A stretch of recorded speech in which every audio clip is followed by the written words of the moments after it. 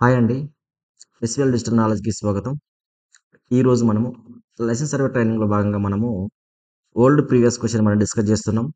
So, మనం already theory subject ఉన్నటువంటి part ఏని మనము కంప్లీట్ చేయడం జరిగింది. సో, ఈరోజు మనము పార్ట్ బిని మనము కంప్లీట్ చేయడం జరుగుతుంది. సో, ఇందులో మనకి మొత్తము 3 క్వెషన్‌లు రాయాలి. సో, మనకవి 10 మార్క్స్. సో, టోటల్ మనకి 30 మార్క్స్ అన్నట్టు. సో, ఇక్కడ చూసినట్టయితే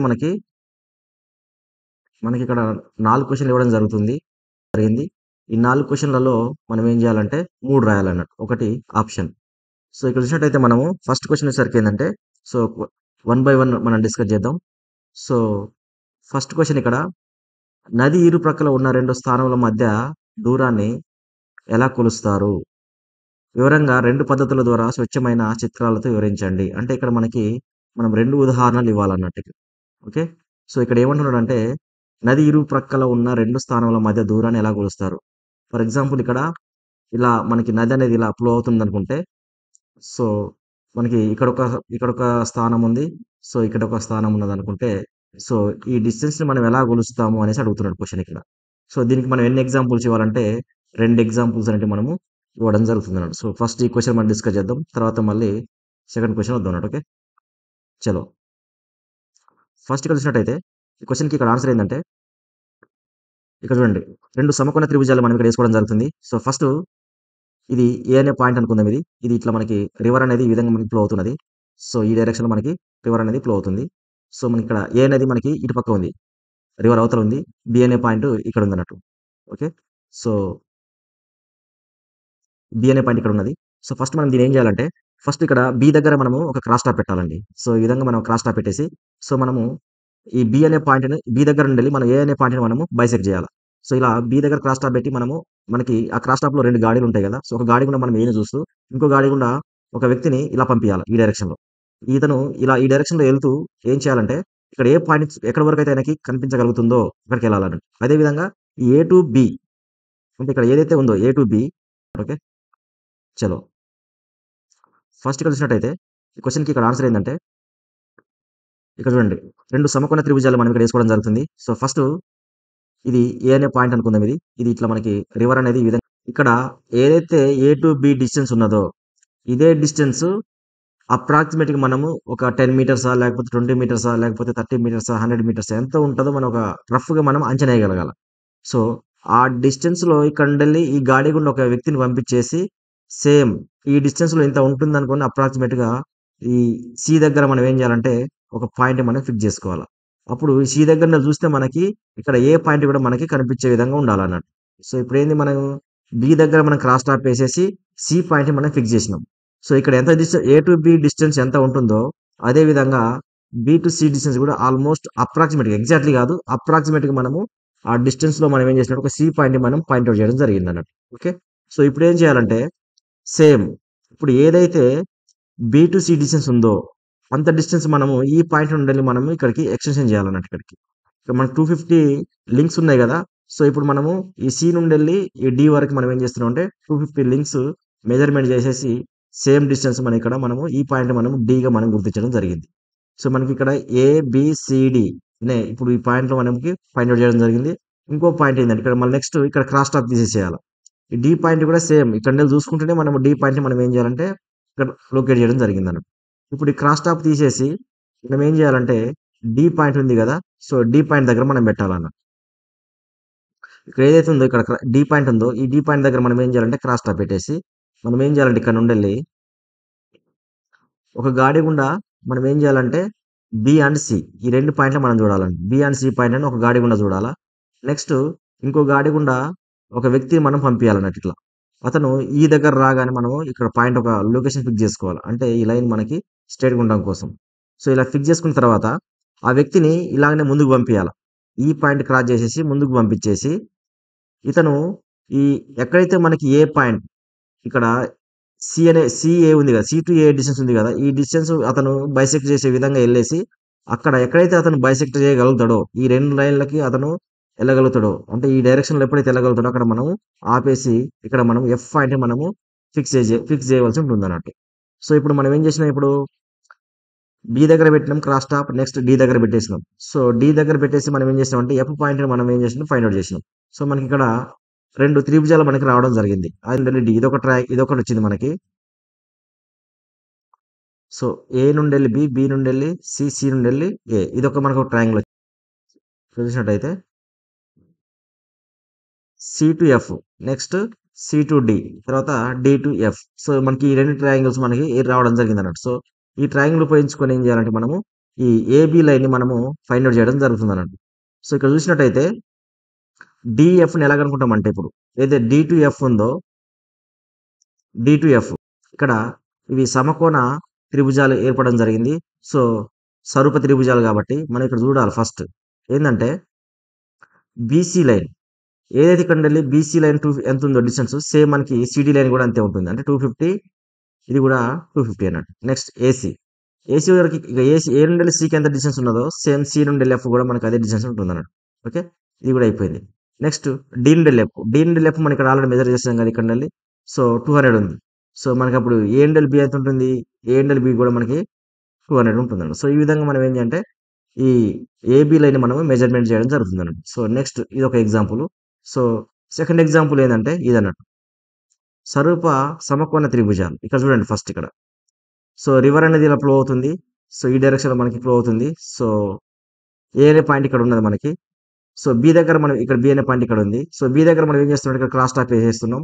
వేసేసి మనము ఒక గాడి గుండా మనము ఏని చూస్తున్నాం మనకి ఇక్కడ నుండి. అదే విధంగా ఒక గాడి గుండా ఒక వ్యక్తిని ఈ డైరెక్షన్ లో పంపించేసి సి దగ్గర రాగానే అతను ఏం చేస్తుందంటే ఏని చూడడం జరుగుతుంది అన్నట్టు. ఇక్కడ మనం ఏం చేస్తున్నామంటే ఏ టు బి డిస్టెన్స్ ఎంత ఉన్నదో అప్రాక్సిమేట్ డిస్టెన్స్ ని మనం ఆ డిస్టెన్స్ లోనే మనము సి అనే పాయింట్ ని మనం లొకేట్ చేయడం జరుగుతుంది. ఇలా మనం సి చేసిన తర్వాత ఇక్కడ నుండి మనకి సి దగ్గర నుండి మనకి ఏ కూడా మనకి విజిబిలిటీ ఉంటుంది అన్నట్టు. ఓకే, సో ఇప్పుడు మనకి సి పాయింట్ ఇక్కడ ఫిక్స్ అయిపోయింది. నెక్స్ట్ క్రాస్ టాప్ ని ఏం చేయాలంటే సి దగ్గర తీసుకురావాలి. ఈ క్రాస్ టాప్ ని సి దగ్గర తీసుకొచ్చేసి ఒక గాడి గుండా మనం ఏను చూడాలా. నెక్స్ట్ గాడి గుండా ఏం చేయాలంటే ఒక వ్యక్తిని ఇలా పంపించేసి ఓకే ఇక్కడ డి అనే పాయింట్ ని మనం ఫిక్స్ చేస్తాం. ఇక్కడ ఫిక్స్ చేసిన తర్వాత దానిని కొద్దిగా ఎక్స్టెన్షన్ చేసేసుకుంటూ ఆ వ్యక్తిని ముందుకు పంపించినట్టయితే ఈ రెండు డి పాయింట్ గుండానే రెండు చూసుకుంటూ స్ట్రైట్ లైన్ చూసేసుకుంటూ వెళ్తున్నప్పుడు మనకి ఏబి లైన్, ఇక్కడ ఏదైతే ఏబి లైన్ ఉందో ఓకే, ఏదైతే ఇక్కడ ఏబి లైన్ ఉందో ఈ ఏబి లైన్ ఇతను ఏం చేయాలంటే బైసెక్ట్ చేయాలి ఇక్కడ. సేమ్ అంటే ఈ లైన్కి ఎప్పుడైతే మనకి ఏబి లైన్ వస్తుందో ఇక్కడికి ఏబి లైన్లోకి వస్తాడో ఈ వ్యక్తి, అప్పుడు ఇక్కడ మనం పాయింట్ ఫిక్స్ చేయాలి. దాన్ని ఈ పాయింట్కి మనం ఫిక్స్ చేయడం జరుగుతుందండి. ఇక్కడ మనకి ఏంది, ఇక్కడ మనము మొత్తం మనకి 2 పాయింట్ ఫిక్స్ చేయడం జరిగింది. ఇక్కడ క్రాస్ టాప్ పెట్టేసి మనము ఇక్కడ బి దగ్గర క్రాస్ టాప్ పెట్టేసి సి అనే పాయింట్ మనం ఫిక్స్ చేయడం జరిగింది. అదేవిధంగా సి దగ్గర మనం క్రాస్ టాప్ పెట్టేసి ఈ అనే పాయింట్ మనం లొకేట్ చేయడం జరిగింది అన్నమాట. సో ఇప్పుడు ఏం చేయాలంటే ఈ స్వరూప సమకోణ త్రిభుజాలు ఏర్పడ్డాయి. ఇప్పుడు స్వరూప సమకోణ త్రిభుజాలు ఏర్పడ్డాయి కాబట్టి ఫస్ట్ ఇక్కడ ఏబిసి ఒకటి, సిబి ఒకటి. ఏబిసి అంటే ఇట్లా ఏబిసి ఇదొక త్రిభుజము. తర్వాత సిబిఈ.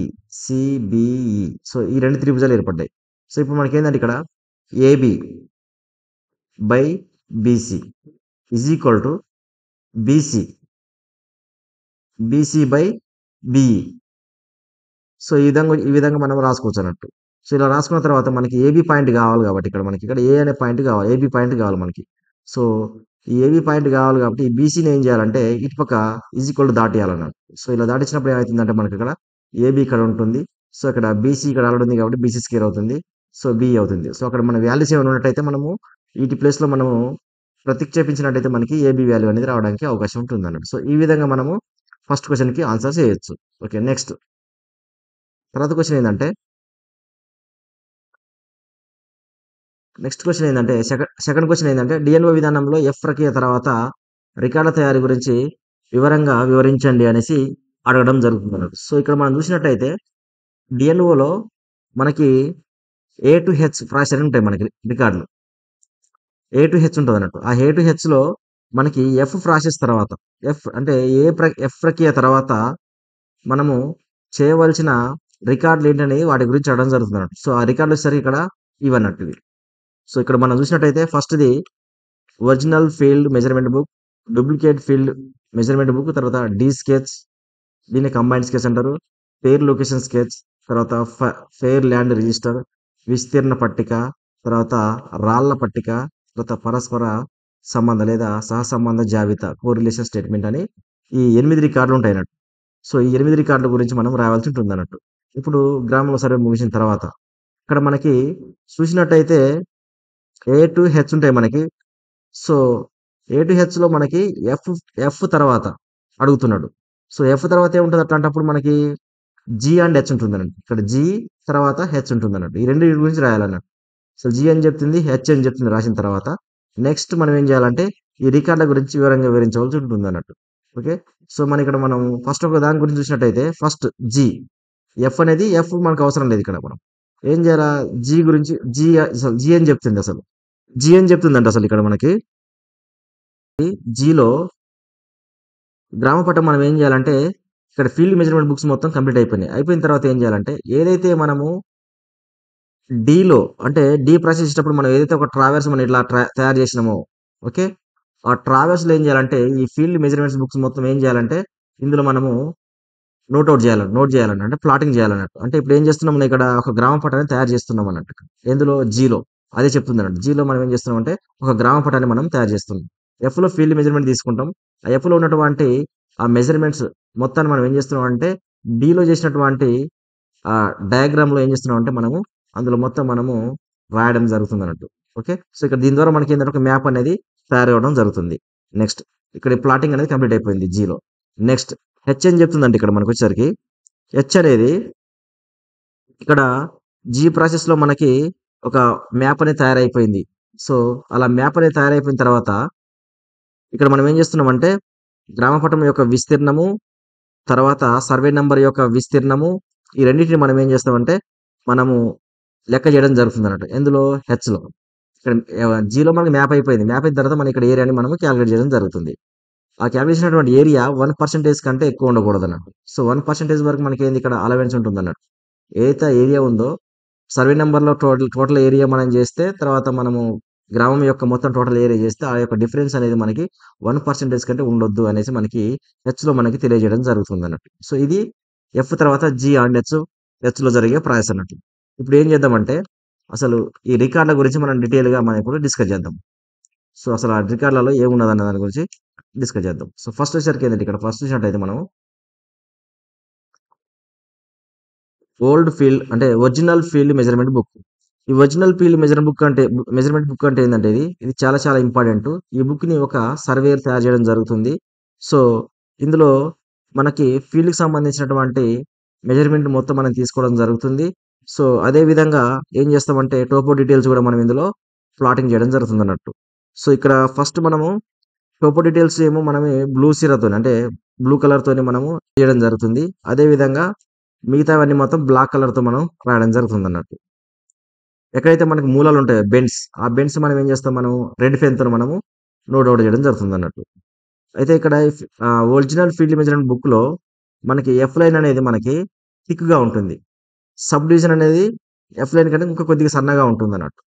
అదే విధంగా జీ లైన్ అనేది సబ్ డివిజన్ కంటే ఇంకా సన్నగా ఉంటుంది అన్నట్టు. సో ఈ విధంగా మనకి ఆ ఫీల్డ్ మెజర్మెంట్ బుక్ లో ఉండడం జరుగుతుంది. సో ఈ ఒరిజినల్ ఫీల్డ్ మెజర్మెంట్ బుక్ అనేది 100 డయాగ్రామ్స్ కలిపేసి ఏం చేస్తామంటే ఒక ఒక ఫీల్డ్ మెజర్మెంట్ బుక్‌గా మనం తయారు చేయడం జరుగుతుంది. అంటే ఒక ఫీల్డ్ మెజర్మెంట్ బుక్‌లో మనకి 100 పటాలుంటాయన్నట్టు. సో ఈ విధంగా మనకి ఒరిజినల్ ఫీల్డ్ మెజర్మెంట్ బుక్ అని మనం తయారు చేయడం జరుగుతుందన్నట్టు. ఆ తర్వాత చూసినట్టయితే ఏదైతే ఇట్లా మనకొక డయాగ్రామ్ ఉందనుకోండి. ఫర్ ఎగ్జాంపుల్ ఇక్కడ మనము ఇలా మన ఫీల్డ్ ఇలా ఉందనుకోండి. రైట్ సైడ్ కార్నర్‌లో ఇక్కడ మనము డీటెయిల్‌గా ఆ మెజర్‌మెంట్‌లు మొత్తం మనం ఒక లాడర్ రూపంలో మనము ఏం చేస్తామంటే వేయడం జరుగుతుందన్నట్టు. ఏవైతే మన మెజర్‌మెంట్‌ల యొక్క డీటెయిల్స్ ఉన్నాయో అవన్నీ మనకి ఇక్కడ లాడర్ రూపంలో రైట్ సైడ్‌లో వేయడం జరుగుతుందన్నట్టు. ఇది ఒరిజినల్ ఫీల్డ్ మెజర్‌మెంట్ యొక్క బుక్. Next duplicate. దీన్నే మనం ఏమంటామంటే ఒరిజినల్ ఫీల్డ్ మెజర్‌మెంట్ బుక్ యొక్క నకలు అంటారన్నట్టు దీన్ని. దీన్నే డూప్లికేట్ ఫీల్డ్ మెజర్‌మెంట్ బుక్ అంటారన్నట్టు. సో ఏదైతే ఒరిజినల్ ఉందో దాని నుండి మనకి ఈ డూప్లికేట్ ఫీల్డ్ మెజర్‌మెంట్ బుక్ అనేది తయారు చేయడం జరుగుతుందన్నట్టు. Next D sketch. D sketch అంటే ఏం లేదండి. D sketch nothing but combined sketch అన్నట్టు. కంబైన్డ్ స్కెచ్ అంటే ఏందంటే ఇక్కడ ఏవైతే సర్వే నంబర్లు ఉన్నాయో అవన్నీ ఏం చేస్తామంటే ఒక 1 బై 1 ఒక ఆర్డర్ విధంగా మనము సర్వే నంబర్లు అనేటివి మనం తయారు చేసేసి మనము మొత్తం ఒక ప్లాటింగ్ చేయడం ఉంటుంది. దీన్నే మనం ఏమంటామంటే కంబైన్డ్ స్కెచ్ అంటారు. ఓకే. నెక్స్ట్ ఈ కంబైన్డ్ స్కెచ్ అనేది ఏదైతే డీ స్కెచ్ అంటున్నామో ఈ కంబైన్డ్ స్కెచ్ అనేది ఈ డీ స్కెచ్‌లో మనకి ఖండము ప్లస్ ప్రతి సర్వే నంబర్ డిఫరెంట్‌గా ఉంటుందన్నట్టు. ఏదైతే ఖండం ఉంటదో ఆ ఖండంలకి ఏమో ఆ ఖండంలలో వచ్చే రాళ్ళేమో ఏ రిజిస్టర్‌లో రాస్తాం. అదే విధంగా సర్వే నంబర్‌లో వచ్చే రాళ్ళు మొత్తం బి రిజిస్టర్‌లో రాయడం జరుగుతుందన్నట్టు. సో, ఈ విధంగా మనము ఈ డీ స్కెచ్‌లు మనం మెయింటైన్ చేయవలసి ఉంటుంది. సో, ఇక్కడ మనం ఏందంటే నార్త్ వెస్ట్ టు సౌత్ ఈస్ట్‌కెళ్ళడం జరుగుతుందన్నమాట సర్వే నంబర్‌లు. ఇప్పుడు మనము రాళ్ళకి నంబర్‌లు ఇస్తాం గదా! ఆ రాళ్ళ నంబర్‌లు మనము నార్త్ నుండెళ్ళి north west to north west to okay. South east అన్నట్టు. సౌత్ ఈస్ట్‌లోకి వెళ్ళడం జరుగుతుంది. ఈ డైరెక్షన్‌లో మనం క్లాక్ వైస్ డైరెక్షన్‌లో వెళ్ళడం జరుగుతుందన్నట్టు ఇట్లా. ఓకే. ఈ విధంగా మనము ఇవ్వడం జరుగుతుంది. నెక్స్ట్ వచ్చేసరికి ఏందంటే పెయిర్ లొకేషన్ స్కెచ్. ఇది పెయిర్ లొకేషన్ స్కెచ్ అంటే ఏందంటే పాత ఫీల్డ్ ప్లస్ కొత్త ఫీల్డ్‌కి డిఫరెన్స్ మనకు తెలియాలి ఇప్పుడు. మనం సర్వే జేసినాం. సర్వే జేసిన తర్వాత మనకి పాత ఫీల్డ్ ప్లస్ కొత్త ఫీల్డ్‌కి ఆ డిఫరెన్స్ తెలియాలంటే మనం ఏం జేస్తామంటే కొత్త సర్వే నంబర్‌లు ఏవైతే ఉంటాయో వాటిని మనం ఏం జేస్తామంటే రెడ్ పెన్‌తోని మనం వేయడం జరుగుతుందన్నట్టు. ఓకే. ఏవైతే పాత సర్వే నంబర్‌లు ఉంటాయో ఓకే. ఆహ్, స్ పాత సర్వే నంబర్‌ల యొక్క హద్దులు ఏవైతే ఉంటాయో ఆటిని మనం ఏం చేస్తామంటే నల్ల సిరతో వేయడం జరుగుతుందండి. ఓకే. ఈ విధంగా మనము కొత్త సర్వే నంబర్‌ల యొక్క ఫీల్డ్ తర్వాత పాత సర్వే నంబర్‌ల యొక్క ఫీల్డ్ డిఫరెన్స్ తెలుసుకోవడం కోసమే ఫెయిర్ లొకేషన్ స్కెచ్ అన్నట్టు. ఫెయిర్ లొకేషన్ అంటే ఏందంటే లొకేషన్ అనేది మనకి నీట్‌గా ఉండాలి. అందులో పాతది ఏది, కొత్తది ఏది తెలియడం కోసం మనం అంటే నీట్‌గా చేయడం జరుగుతుందన్నట్టు. Next fair land register. ఈ ఫెయిర్ ల్యాండ్ రిజిస్టర్ ఏందంటే, ఇది ఇందులో డీటెయిల్స్ మొత్తం అన్నీ ఉంటాయన్నట్టు ఫెయిర్‌గా. ల్యాండ్ రిజిస్టర్ అంటే ల్యాండ్‌కి సంబంధించిన అన్ని డీటెయిల్స్ అనేటివి మనం ఇందులో రాయడం జరుగుతుంది. ఏంటి అంటే సర్వే నంబరు, తర్వాత తర్వాత విస్తీర్ణము, తర్వాత పట్టదారుని పేరు, తర్వాత ఆ భూమి స్వభావం ఏంటి, తర్వాత అది పోరంబోకు భూమా? లేకపోతే దాని యొక్క శిస్తు ఎంత వసూలు చేస్తున్నాము, ఇవన్నీ నీట్‌గా మనం రాయడం జరుగుతుంది. దీన్నే ఫెయిర్ ల్యాండ్ రిజిస్టర్ అంటారంట. ఓకే. నెక్స్ట్ విస్తీర్ణ పట్టిక. ఈ విస్తీర్ణ పట్టిక అంటే ఏందంటే, అంటే ప్రతి ఒక్క సర్వే నంబర్ ఏందంటే ఆ ఫీల్డ్ ఉంటది గదా! ఆ సర్వే నంబర్‌కి ఏం చేస్తామంటే, మనం ఏరియా అనేది మనము లెక్క చేయడం జరుగుతుంది. ఒక సర్వే నంబర్‌లో ఉన్నట్టయితే సబ్ డివిజన్‌లు.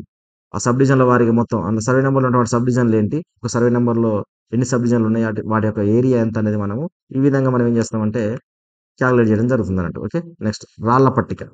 రాళ్ళ పట్టిక అంటే ఏందంటే, ఇప్పుడు ఏవైతే మనము సర్వే నంబర్‌ల వైస్‌గా తర్వాత ఖండాల వారీగా మనం ఏవైతే రాళ్ళు పాతినమో, ఆ రాళ్ళని మనం ఏం చేస్తామంటే, మనము ఒక రిజిస్టర్‌లో రాయడం జరుగుతుందన్నట్టు. ఓకే. సర్వే నంబర్‌లో ఉన్న అప్పుడు ఆ సర్వే నంబర్‌లు ప్లస్ సబ్ డివిజన్ వారీగా మనం ఏవైతే మనము ఆ రాళ్ళను మనము అక్కడ పాతినమో, ఆ రాళ్ళు ఎవరి సర్వే నంబర్‌లకొస్తున్నాయి. తర్వాత అది ఆ సర్వే నంబర్ యొక్క రాయి అది ఎవరికి సంబంధించినది అనేది మనము ఫైండ్ ఔట్ చేయడానికి చాలా ఈజీగా ఉంటుంది. ఎందుకంటే ఆ హద్దురాలని వాళ్ళు రైతే మెయింటైన్ చేసుకోవాలి కాబట్టి వాటి యొక్క బాధ్యత ఆ రైతుది కాబట్టి ఆ సర్వే నంబర్‌లు